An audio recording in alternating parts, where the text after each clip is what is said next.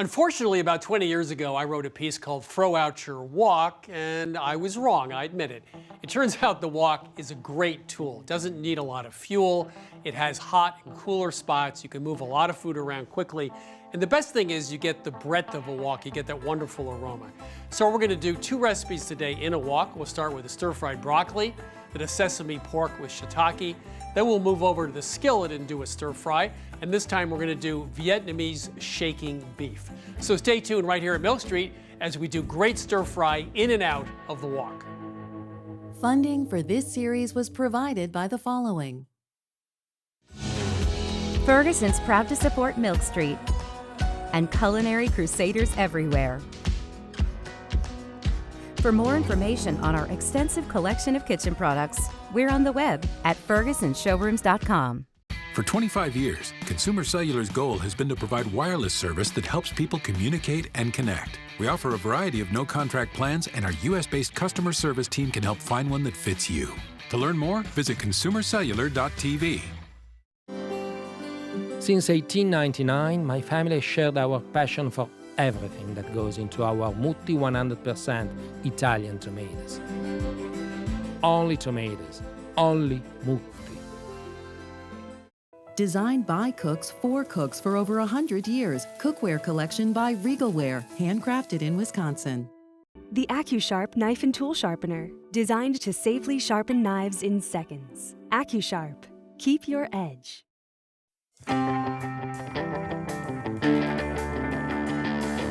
You know, the mix of French culture and Vietnamese culture was a disaster on most levels, obviously.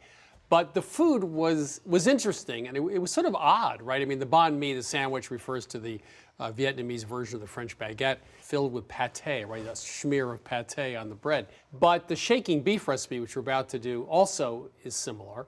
I mean, you have beef, you have butter, you have a cast iron skillet. It was marinated with soy sauce and fish sauce and sugar, very Vietnamese. So you had sort of a combination of a French sauté and ingredients from the Vietnamese pantry. This dish is often made in Vietnam with tenderloin, which is, it's pretty deluxe and has a very mild flavor. We wanted a slightly beefier cut, and we used one of my favorite cuts, which is sirloin tip. Before we cut the beef, let's make the sauce for the stir fry. First of all, it's 4 tablespoons of lime juice, 2 tablespoons of white sugar, 3 tablespoons of fish sauce, and 1 tablespoon of soy sauce. We're gonna stir that up. So we're gonna use 1.5 pounds of those sirloin tips, and we're gonna cut them into fairly substantial 1.5-inch chunks. And we're gonna leave these in pretty big chunks here. So let's go ahead and flavor that meat now. We've got 2 tablespoons of soy sauce and a half teaspoon of black pepper. We don't want to overwhelm the meat here, so that's all the seasoning we need. And now it's time to get the skillet preheating. So we're going to add a tablespoon of a neutral oil. You want something with a pretty high smoke point. And we're going to go from medium high. And we want to wait till that oil is just beginning to smoke. As you can see, we're starting to get whiffs of smoke coming up, so let's go ahead and add that meat. We want to make sure, Chris, to add it in a single layer so everything browns evenly. I'm really trying to give each piece of meat some space so it doesn't crowd, which, as we both know, leads to steaming, and then you don't really get any browning. Contrary to the recipe, we're not going to shake it. We're going to leave it well enough alone so we can get a really good sear on that outside. Was it called shaking beef because it's a sauté / stir fry and it was being shaken in a cast iron pan? Yeah, I think it is called shaking beef because of the shaking. Let's go ahead and check that. Oh, it's looking great. As you can see, the pan's really dry. You're not getting any of those juices coming out like you would if you overcrowded it. So it should be about a minute and a half longer. So Chris, it's been about another minute and a half, and this meat looks perfect. Now I'm going to transfer it to a bowl. Make sure to put the cooked meat into a clean bowl. Then we're going to return it to the heat, but we're going to drop it down to low. So we're going to add 1 tablespoon oil. We're going to add 8 cloves of chopped garlic. Seems like a lot, but it's great in the dish. And then we're going to add 1 teaspoon of black pepper. So we're going to cook it and scrape it a little. And we just want the garlic to lose that sort of raw edge to it. And it's just going to begin to soften. So the garlic's looking a little softer. You can smell it. It's super aromatic. So at this point, we're going to deglaze the pan with that sauce we made. So we're going to pour that in. I'm going to go ahead and add any of the meat juices to the pan.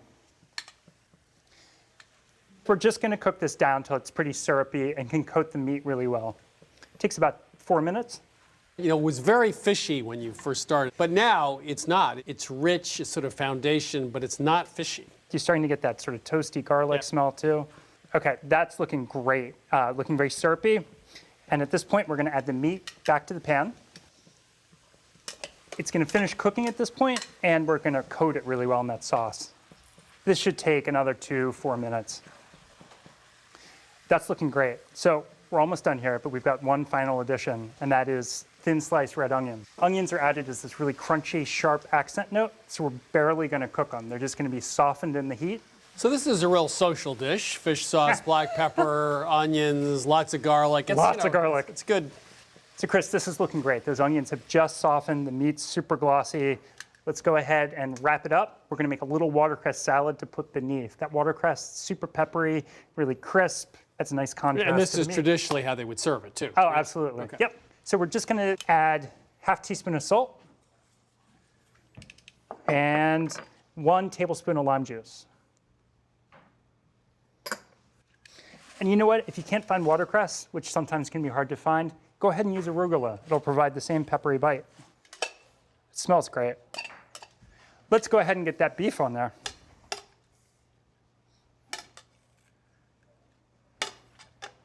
This is very appealing. Quick, interesting. I like the onions at the end. You know, that's really good.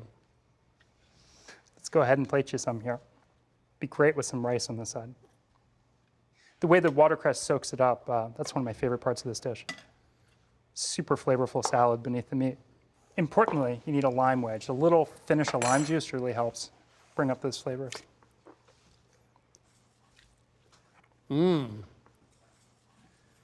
That is really good. I mean, it's bright, it's fresh, it's different, but there's no, you know, I'm going to get a T-shirt that just says fish sauce, get over it. Because people see fish sauce on a recipe, they go like, no, we won't do that. There's nothing fishy about this at all. Well, it's such a great secret ingredient. Once it cooks off, you'll never know it's there. There's this amazing body and depth and, well, unctuousness to it. The onions are really sweet, but they still have a bite too. So this is an unusual recipe, Vietnamese shaking beef. Obviously Vietnamese flavors, a little bit of French technique with the sauteing. Sirloin tips, a little bit of soy sauce and black pepper, marinate briefly into a skillet, brown it on both sides, and then the sauce, soy sauce, fish sauce, lime juice, sugar. And then you finish it off with some onions on top and then a bed of watercress. So I think this is a definite winner. Very unusual flavors, clean, bright, crunchy, great dish in United of the Week.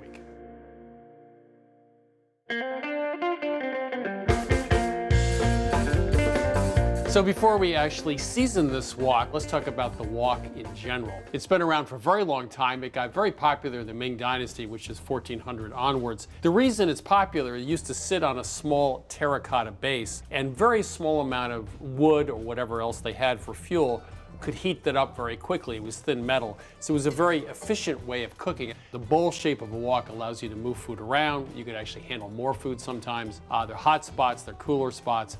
It's a different way of cooking, but very often it's a better way of cooking. Let's talk about how to season a wok. What you really want to do is coat the pan with fat, and that fat becomes part of the finish on the pan, which makes it non-stick or very low stick. The key is an even coating of fat and getting it heated up just to the right temperature so it doesn't become sticky. So we'll take some vegetable oil. You want a high heat oil. Grapeseed oil is great for this, or sunflower oil.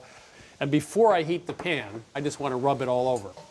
So now I have a nice even coating. Now I'm going to turn it on to high, and we're going to heat this up. Now the trick is, you want to watch this. When it starts to smoke, I go back in with the towels and we're going to rub it in.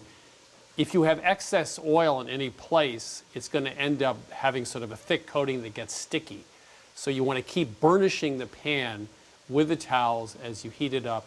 You get a nice even coating, and then we're going to let it cool down and repeat. So now it's smoking. I've got it all burnished in. We're going to turn the heat off and set it aside. So I'll do that a couple more times as it cools, have it fully cooled, and repeat. And I would do this almost 8 times if it's a new wok to get a nice finish on it. So that's how to season a wok. Just use a little bit of oil, use the method I showed you, and you'll end up with a great nonstick wok. And every time you use it, make sure to season it one other time. That's how to season a wok.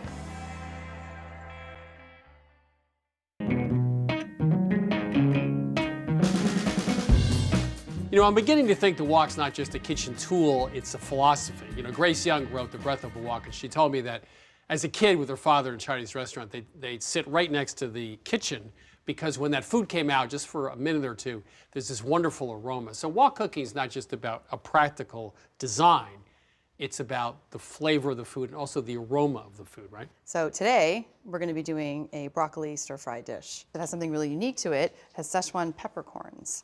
These don't add actual heat as much as they add a sort of really nice resinous, piney flavor and a little bit of a tingling sensation in your mouth. First, we're going to grind it up in our mortar and pestle. We want to really get it finely ground.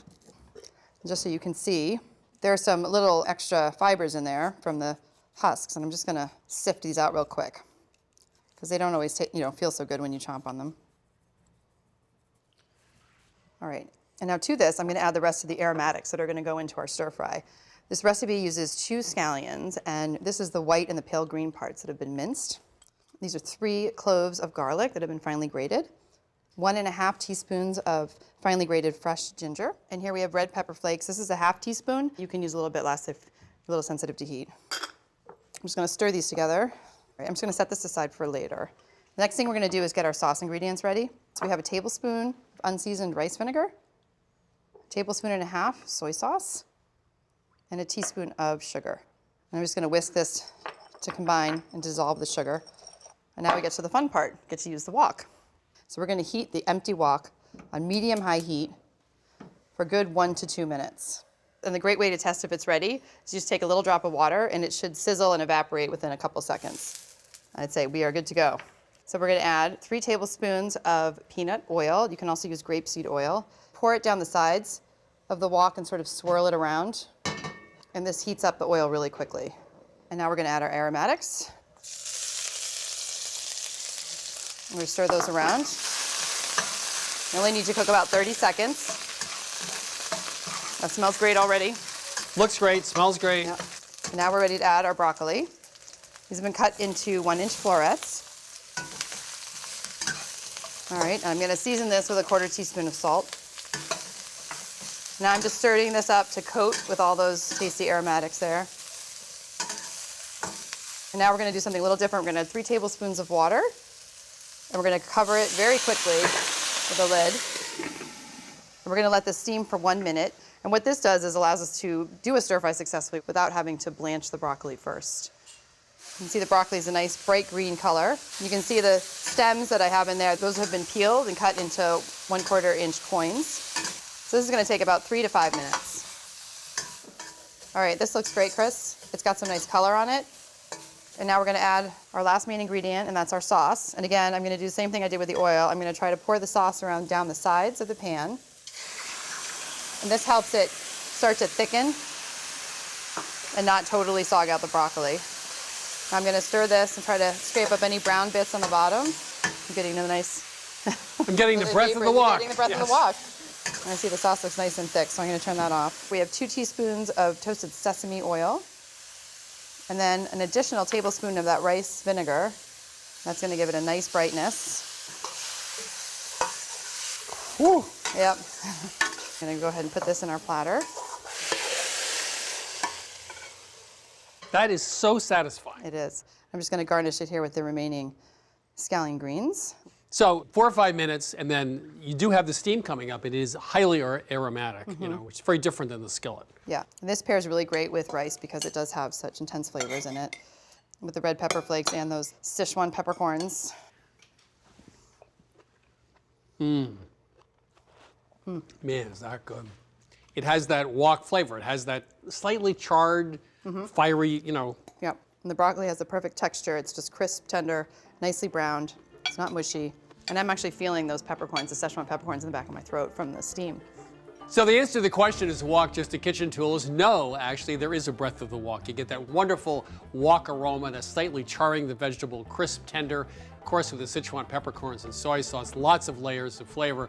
So stir-fried broccoli with Szechuan peppercorns is a hit, and you can make it any night of the week.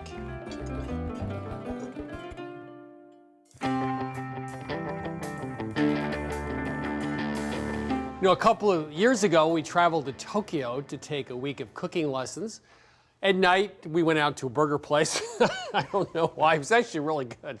Obviously, we had ramen, etc. But we also went to an izakaya, which is one of these pubs, essentially, sort of a tapas-style place, drinks in small plates. And one of the dishes they had was pork belly, which was essentially stir-fried or sautéed with kimchi. So they actually cooked the kimchi with the pork belly. So we thought the notion of pork and cooked kimchi was a good combination. So we brought that idea back to Milk Street, and now you're going to do something with that. Yeah, the combination of pork and kimchi is a very classic flavor combo in Korea. Now, kimchi comes in a couple different varieties, but essentially what it is it's something like napa cabbage or daikon radish, all fermented together with Korean chili, with a little bit of anchovy or fish sauce, and a number of other ingredients. And that's what develops that very funky, fragrant flavor. That aroma is an indicator of the flavor that it has, right? So we have 3 different kimchis right over here, and you could often find all these kimchis out in a number of grocery stores at this point.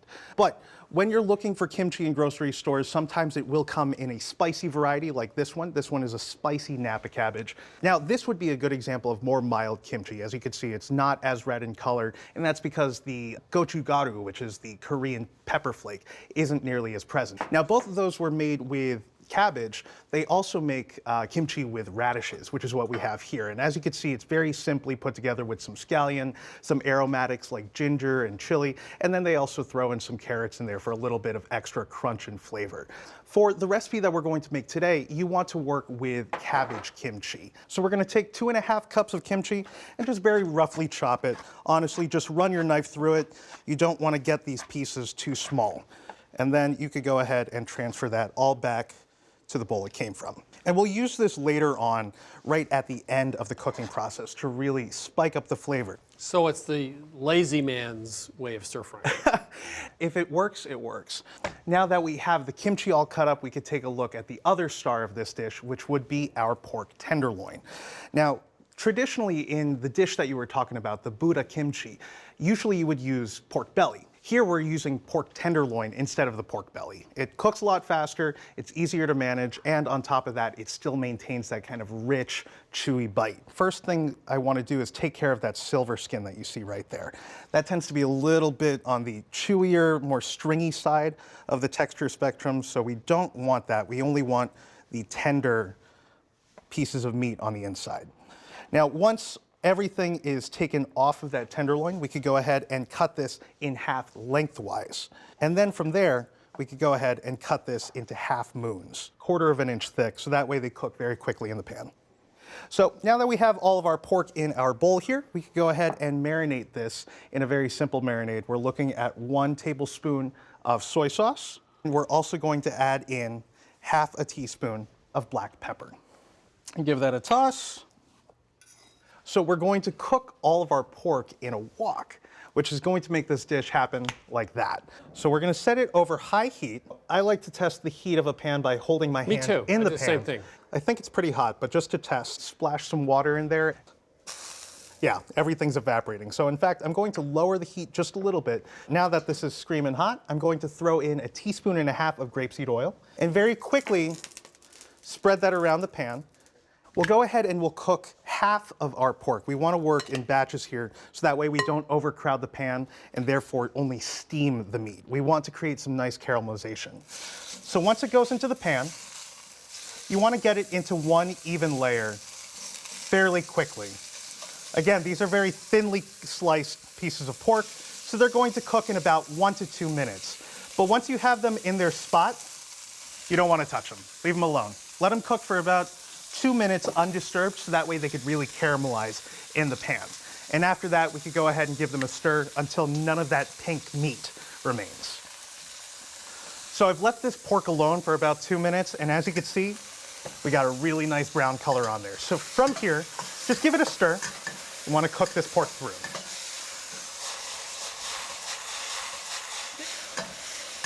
I think we're good to go. So I'll go ahead and transfer this into a bowl.